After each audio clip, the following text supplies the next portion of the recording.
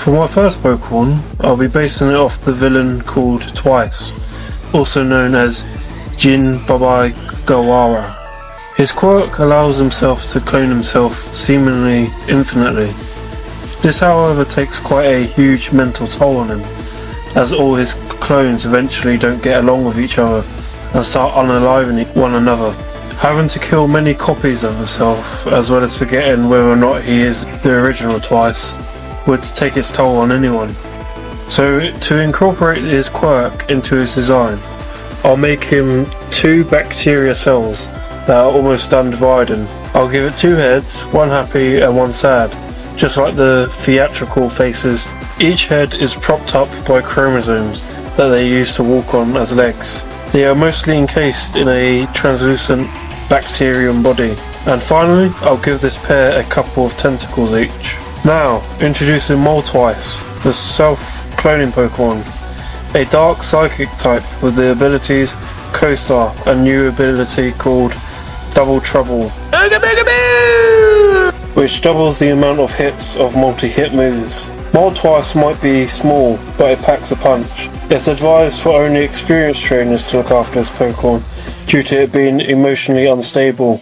It is known to gather in groups quickly, but disperse just as fast when they get sick of each other. This Pokemon is very interesting design-wise, and I think it perfectly encapsulates Twice's personality. What do you think? Now, for my second Pokemon, I'll be basing it off of the hero from Class 1A, Red Riot, also known as Ijiro Kirishima. His quirk allows him to harden his skin to become jagged and hard like rock. His costume contains a black brace around his head, cogs around his shoulder, and red rags that hang down from his waist. He also has red hair and red eyes. The animal I'll base this design on is the rhinoceros beetle, while also containing attributes of a spirit from Japanese mythology.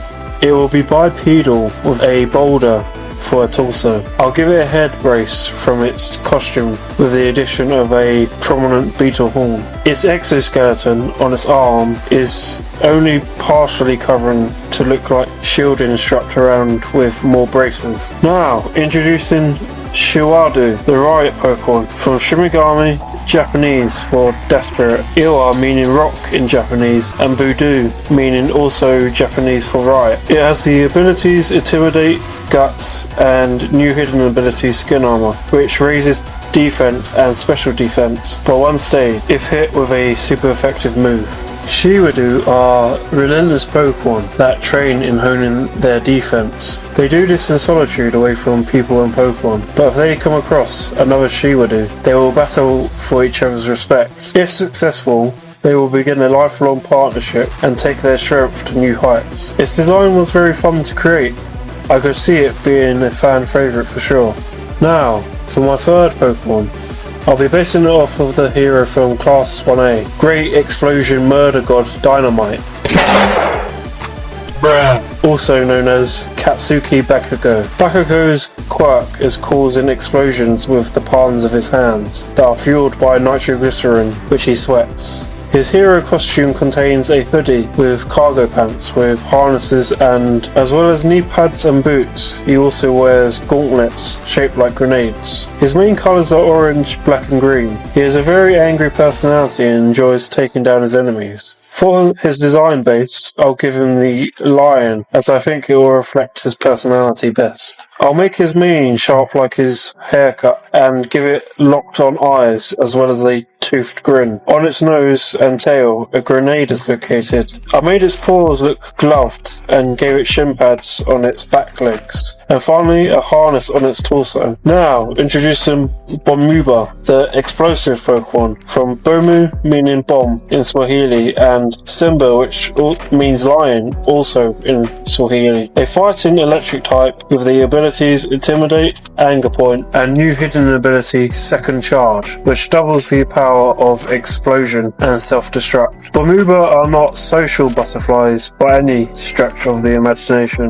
It is known to be one of the most aggressive Pokemon ever, being set off by any inconvenience. But in a crisis, it will step up to save my life. This Pokemon captures the essence of Bakugo very well. I made it look strong and powerful, but friendly enough that you'd want it to be your friend, which is the rule when creating Pokemon. Now, onto my fourth and final Pokemon. I'll be basing it off of the hero from Class 1A, the Tentacle hero, also known as Mezo Shoji. His quirk, called Duplicate Arms, gives him a set of 4 tentacles that he can transform the ends of into eyes and ears, which are better at gathering sensory information than his original eyes and ears. His costume is fairly basic, being a sleeveless vest which covers the lower part of his face, and he also has a belt with an eye on it. His colour palette consists of a dark purple and light blue. So for this design, as he has 8 limbs, I'll make him a bipedal octopus with 4 legs instead of 6 arms, which will balance out his design. To make this design even more interesting, I'll give him 1 eye, like a Cyclops, because he covers up one of his eyes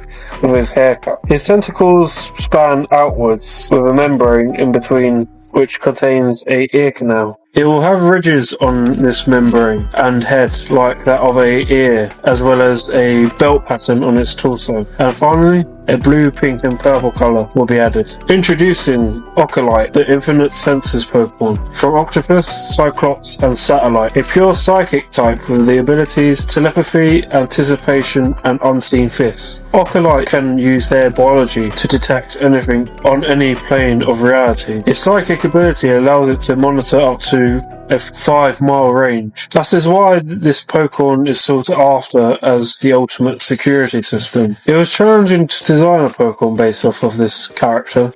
I'll be creating a regional form for Carbink, a Pokemon without evolutions and pre-evolutions. It was introduced in Generation 6 in Pokemon X and Y, and its design appears to be a floating rock with diamonds embedded throughout its body. So for my design, let's change the gem to that of an amethyst. I'll make its body round like an uncut geode. I'll take some creative liberties and give it a similar design aspect of the original Carbink and have amethyst protruding out of its body. The fur collar has become more scruffy and its eyes are now diamond shaped. And finally, its ears are now shaped like antennae. Now, introducing Carbink, Somnium form, the Amethyst Pokemon, a rock fairy type with the abilities Clear Body and Sturdy. This regional form of Carbink are found living around amethyst mines. They come in all sorts of shapes and sizes and shades, and the more unique an individual is, the higher the price it can be sold for. I enjoyed creating this regional form, but perhaps the crystals could use refining. I also plan to make an evolution for this Pokemon in the future, so stay tuned for it. Now, onto my second Pokemon. I'll be creating a new Pokemon with close relations to the Pokemon Spinder. Spinder was introduced in Generation 3 in Pokemon Ruby and Sapphire, and it has quite the quirky design that constantly spins around. Its stats also reflect its behaviour by adding up to 360. So what if instead of spinning, it zigzagged to get around? I'll give it the basic shape of a Spinder, but with zigzagged, bolt-shaped ears and arms. I'll also give it bolt-shaped black eyes and ear holes. And finally, once again, yellow bolt-shaped patterns. Now, introducing Gizgaz, the Bolt Panda Pokemon. From Zigzag, but backwards, a pure electric type with the abilities Static, Tangled Feet, and Motor Drive. Gizgaz can only move diagonally through its environment. Experienced Pokemon battlers enjoy battling this Pokemon due to its unique fighting style. This Pokemon was very easy to create, and I could see it being a Pokemon that Game Freak would create. Now, onto my third Pokemon. I'll be creating another regional Pokemon for Cubchoo. Cubchoo was introduced in Generation 5 in Pokemon Black and White. The main aspect of its design was a bear cub with a big drop of mucus dangling out of its nose. I had the idea to combine this Pokemon with mint chocolate chip ice cream. So once again, I'll start off with the silhouette of Cubchoo, and I'll make its ears out of scoops of ice cream. This will reoccur many more times, with the head body, muzzle and tail. The ice cream will also look melted onto each other, and I'll give it chocolate chips as nose, ear openings and feet pads on legs that are now made of ice cream cones. Now, introducing Cubchoo, Somnium form, the ice cream Pokemon. A Ice Fairy type with the abilities Slush Rush, Pixelate and new ability Brain Freeze, which freezes the foe solid if they use a bite type move. This variant of Cubchoo is only slightly more popular with trainers than other Cubchoo. This is due to its flavour being quite divisive among fans of ice cream. I enjoyed creating this Pokemon a lot, as it's finally an ice cream Pokemon I'd like to use on my team. I'll be creating an evolution for the regional Cubchoo I just created. Beartick was also introduced in Gen 5 alongside Cubchoo, and was quite the basic design, being just a bipedal polar bear with icicles around its mouth. So I'll develop the mint chocolate chip ice cream attribute of its Prevo into that of Neapolitan ice cream. Neapolitan ice cream has 3 flavours, which are strawberry, chocolate and vanilla. So for its design, I'll give it chocolate ice cream for a base, then a scoop of vanilla ice cream on top of that for the mid body, and then a scoop of strawberry ice cream on top of that for its head. I'll give it vanilla ice cream ears and a chocolate ice cream scoop on top of its head. Its paws have 3 fingers with 3 different flavours, as well as cones for claws and a replacement for icicles. And finally, I gave it 2 bonus cones as spikes on its lower body. Now, introducing Beartick, the ice cream Pokemon, a ice and fairy type, with the abilities Slush Rush, Pixelate and Brain Freeze. This variant of Beartick came about when the Vanillite, Vanillish and Vanillux vanished from its habitat. That opened up that particular evolutionary niche, leading to a better ice cream Pokemon that I'd definitely have on my team. I'll be creating Pokemon based off the characters from the anime Demon Slayer. I'll be basing it off the character and protagonist Tanjiro Kamado. Tanjiro has a green and black checkered coat and a burn on his forehead as notable features, as well as carrying his little sister around in a box on his back so she doesn't get burned by the sunlight. There is an insect called the bagworm moth caterpillar that builds its cocoon out of materials in its environment such as sticks. What if I combine this animal with an undertaker so it's carrying around a coffin on its back, and inside it will be the Pokemon I'll base off his little sister Nezuko. It's going to need to be a pretty big bug type Pokemon in order to carry around a coffin. So I'll start with its 5 body segments with a 6th one heading up as a neck to support its head. I'll give it a hood and a cloak made of leaves that will sit under the coffin made of logs. The cloak will have square holes in it to look like Tanjiro's cloak. Its 6 legs will be scythe-like and burr marks are placed throughout its body. Now, introducing Tandertaker, the Undertaker Pokemon from Tanjiro and Undertaker, a bug dark type Pokemon with the abilities Overcoat and Friend Guard.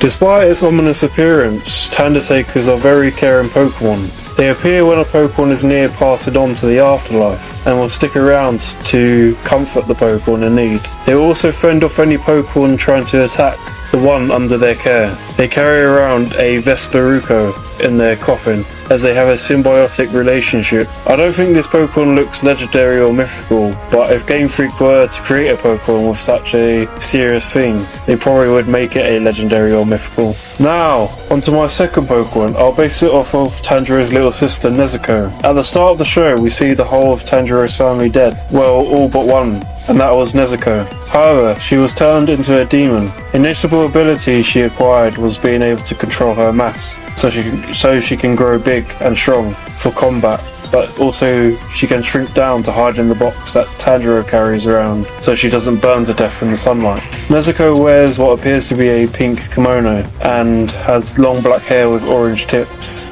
Demons are quite close to vampires weakness-wise, and pufferfish can change their size. Let's create a hybrid between a bat and a pufferfish. I'll give it a round head and body with stubby arms, big ears, eyes, and pufferfish teeth. as well as spikes will be added throughout its body. I'll give it wings made out of Nezuko's hair, and finally colour it pink, orange and black. Now introducing Vesperuco, the puffer bat Pokemon. From Vesper, meaning evening in Latin, and Nezuko, a ghost flying type with the abilities Flame Body, Tangling Hair, and new ability Expand, which raises defense and special defense when inflicted with a status condition. Vesperuco are neither alive nor dead. It likes going on adventures, but sensitivity towards the light causes this to be quite difficult. It enjoys doing battle with any Pokemon it comes across to protect its friends. That is why it's thought as the perfect partner for Undertaker. I really like this design. It feels like it could have been introduced between Generation 2 and 4 by Game Freak. Now, onto my third Pokemon, who will be based on the travel companion called Inosuke. Inosuke is a fierce warrior who walks around shirtless with a boar's head on the top of his head. When his face is revealed, it is realised that he has quite a feminine face. His hair colour is dark with blue ends. So I'm going to create a Pokemon that disguises itself as a more powerful Pokemon so it doesn't get attacked. I'll start with a giant boar head disguise and place a bipedal piglet underneath, so the boar looks like a giant hairstyle. A giant wispy tail will be added to the hairstyle with a corkscrew at the end to resemble that of a pig's tail. I'll place normal strands of hair below the boar head and will be shaped to have hooves. And finally, a friendly expression will be added to the piglet. Now, introducing Hildenos, the hairstyle Pokemon. From Hildisvini, the boar that fights alongside the Norse god Frasier, and Inosuke, a ground fairy type with the abilities Intimidate and Tangling Hair. Hildenos meticulously style their hair to look big and scary in order to avoid unnecessary battles. They use a mixture of mud and berries to dye its hair. This Pokemon is quite unique. I might evolve it in the future. Now, onto my fourth and final Pokemon. I'll be basing it off the character called Zenitsu. Zenitsu is quite an annoying character to me, being both a coward and desperate for female attention. He does, however, have a cool design, as well as a split personality where he turns into the ultimate lightning warrior when the danger is high enough. I think the best animal to represent Zenitsu is the honeybee, as it is quite harmless, but can be annoying when you hear it buzzing in your ear about how scared it is episode after episode. Plus, it really uses its sting like Zenitsu's switching personalities. His appearance consists of layers of blocky hair and a jacket that both transition from yellow to orange. So I'll start with a roughly round head with antennae and some tufts of hair along its jawline. Its eyes have triangles from Zenitsu's jacket and have the expression of a serious Pokemon. Onto its body, I gave it layers upon layers of squared off hair with alternating colours. Its arms are lanky and hairy, and I added a Cortana instead of a stinger. And finally, its last wings with very faint patterns on them. Now, introducing Zapnitsu, the Electro Vesp Pokemon. From Zap and Zenitsu, a bug electric type with the abilities Static, Swarm and new ability Charge Switch, which swaps its defense and speed for attack and special attack every turn. Zapnitsu are nomadic in nature and travel in small hives on 30 members. They wander in search for a place to live and defend such as Beedrill and Combi nests. Once a suitable nest is found, they become aggressors when anything foreign comes near the hive. Despite my dislike for Zenitsu, I like how his design turned out. I will be showing you designs that I entered into a contest created by True Green 7. What I had to do was create 2 evolutions for one or both of the first stage pseudo-legendary Pokemon that True Green had created. The first Pokemon I saw was Bruntame. It's a very interesting looking Pokemon with no true discernible origin from a single animal, as it has both features of reptiles and mammals, with horns, hair and a shell. I was stuck for what direction I wanted to take this Pokemon in, so I looked for clues within its name. Brunt sounds like it can take the brunt of any attack, and Tame implies a friendly nature. So since it appears to be a chimera, I will evolve its features to create Pokemon that become both fiercer and friendlier. Also, here's a Pokédex entry I created for this Pokemon. Bruntame, the Chimera Pokemon, from Brunt and Tame. a pure dragon type with the abilities Shell Armor and Tough Claws. Bruntame are excellent playmates for children as young as 1 year old. Despite its sharp horns, it is keenly aware that they can harm children and are constantly conscious to the movements of the child they play with, as to avoid any harm they could cause. Now that I've introduced you to True Green 7's first design, I will now show you designs I've created. Now, for my first design, it will look like it if Bruntame was in early adolescence, so it transitions well to the final stage I have planned. I'll make its horns on its head slightly bigger and more stubby, and I'll add the addition of 2 extra horns at the back of its head. The hair on its head will become more free and wacky and less uniform. I'll give it a unique facial pattern with a friendly facial expression. Its shell has developed and now protects its underbelly. I'll place a 3rd horn on its shell, and its tail will be topped with fur, and I'll finally pose it in a fighting stance. Now, introducing Bruntine, the Chimera Pokemon, from Brunt and Teen, a dragon fighting type with the abilities Shell Armor and Tough Claws. Bruntines are fun-loving and a perfect playmate for children. Their martial arts style fighting techniques are also highly regarded. Combine this with its highly sociable nature, you won't ever need to get a babysitter for your children when you leave the house. I designed this Pokemon to look wacky and a bit weird, and I think that it conveys this very well. Now, onto its evolution and the final stage for this Pokemon line. A perfect balance and blend of friendly and fierce is what I want to create. So I'll start with its head. I'll give a shell helmet with 4 big pointy horns. Its expression will still be friendly. Its body will be comprised of 3 torso segments, all with shells and topped with fur. The middle one will have a horn sticking out the top and side. Its front legs will be mostly covered in fur and sport some powerful claws, whereas the back legs look more mammalian, and finally a tail sticking up in the air. Now, introducing Bruntera, the Chimera Pokemon from Brunt and Terra, a dragon fighting type with the abilities Shell Armor, Tough Claws, and Friend Guard. Despite its name, Bruntera, like their mid-stage counterpart, are very good with children and are capable of looking after a whole class of children by themselves. They are located far north of Unova, but are very rare. They only seem to exist in captivity and are mostly owned as playmates for the children of the mega rich. One Bruntera was entered in a martial arts competition and was able to karate chop through 11 steel girders in one swipe. I think I carried out my objective perfectly as a blend between a friendly Dragonite and a fierce Haxorus, personality wise of course. Now, onto True Green's second design. From when I first saw it, I could tell it was a Trilobite, and its name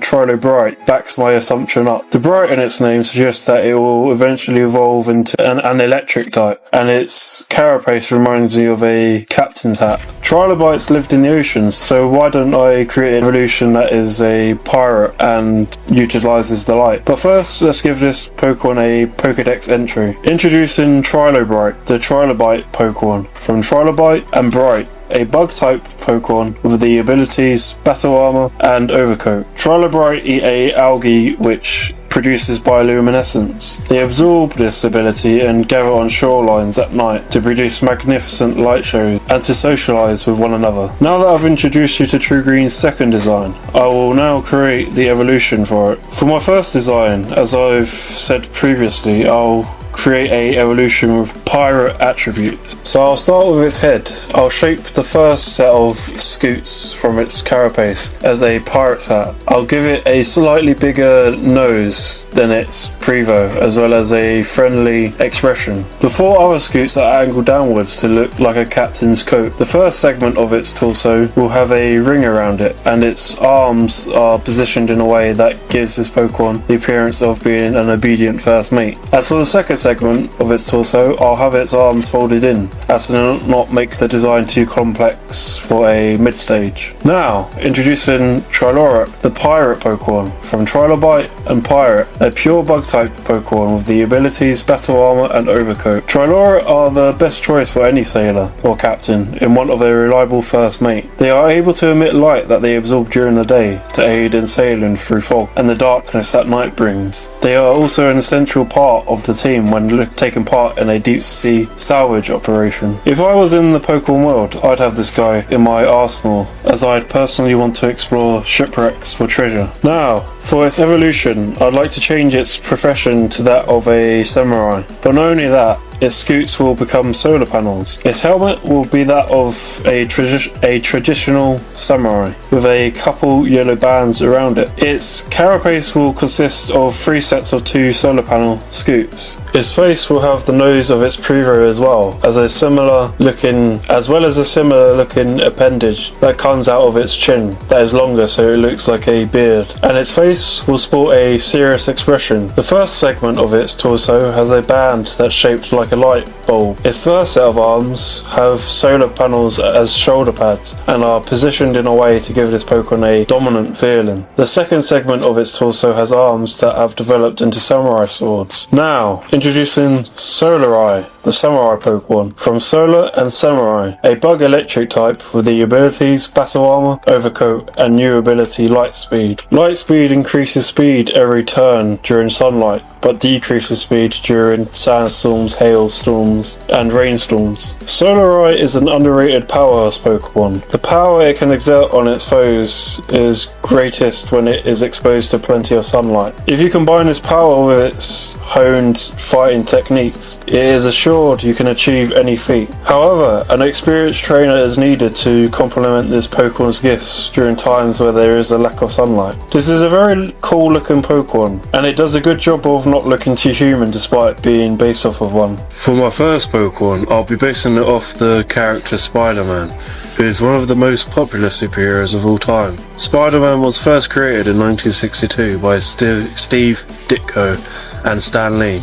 Its memorable design combined with a likeable personality is probably the reason for its popularity. For my Pokemon design, I'll be basing it off the Spider-Man suit from Infinity War, which was created by Tony Stark and has 4 giant legs coming out of its back. So I'll start with a round head, which I'll give 4 eyes, and a mandible with a smile between its fangs. Then I'll give it a bulky abdomen with a web pattern on it. I'll give it 2 stubby arms, 4 big legs, and finally I'll give it red and blue colouring. Now, introducing Spidor, the Spider-Man Pokemon from Spider-Man and Neighbor, a pure bug type with the abilities Frisk, Quick Feet, and Sticky Hold. Spyboar lives in groups in the near suburban and city areas. They are kind Pokemon that enjoy helping out and stopping evil doers. However, they have a clumsy nature which can cause more trouble than intended. When scolded by trainers and other people, they all blame each other by pointing at one another.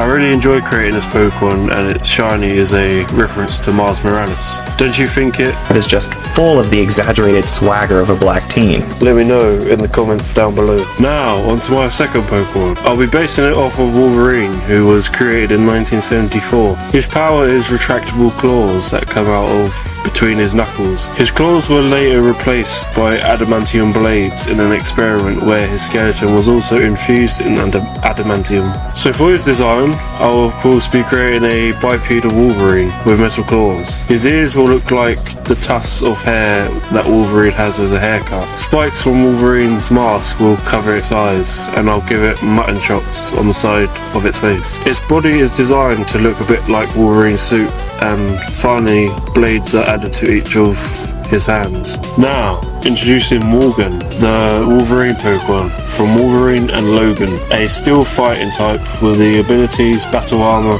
Bulletproof, and Guts. Morgan are rare and mostly solitary creatures that tend to live in isolation. Despite this, it is generally seen as a good Pokemon who helps those in danger. It spends around 8 hours a day sharpening its blades to be able to cut through anything. This design could have turned out better. I think I gave it too thick of an outline. However, I find it shiny strangely appealing. Now, onto my third Pokemon. I'll be basing it off of the character called the Punisher, who's a personal favourite of mine. The Punisher is an anti-hero with no powers, but he is a highly skilled ex-soldier. His personal sense of justice is to take out criminals so they can't harm anyone else again. He is quite tough, so I'll combine him with a Rottweiler. Its head will have have the Punisher emblem on it, with eyebrows that look like the eyes of the Punisher skull. The nose is also inspired by the emblem, and the teeth pattern travels down to its chest area. Its body will have a camouflage pattern, and its tail looks like the hammer of a gun.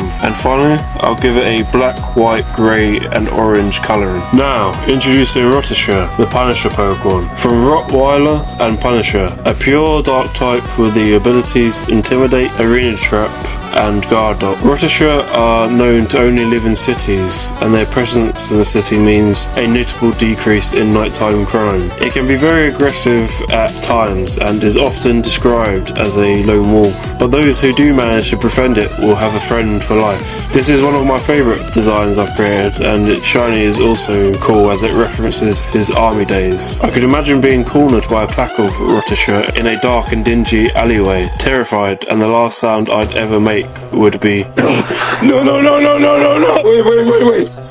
Wait.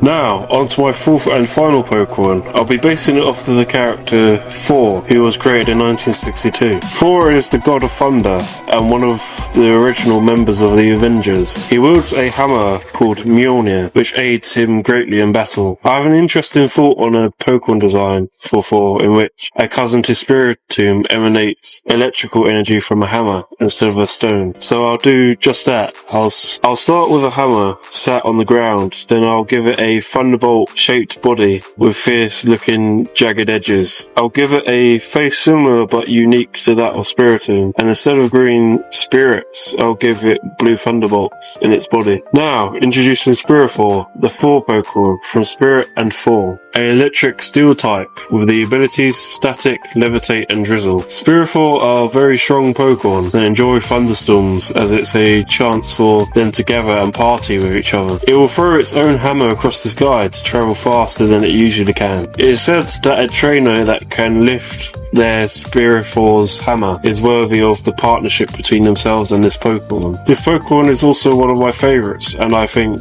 it captures the essence of a Pokemon easily, as it is already based off of Spiritomb. That brings an end to this video. Thank you for watching. Please like, subscribe and comment. I like this one, as it helps me out a lot, and farewell for now.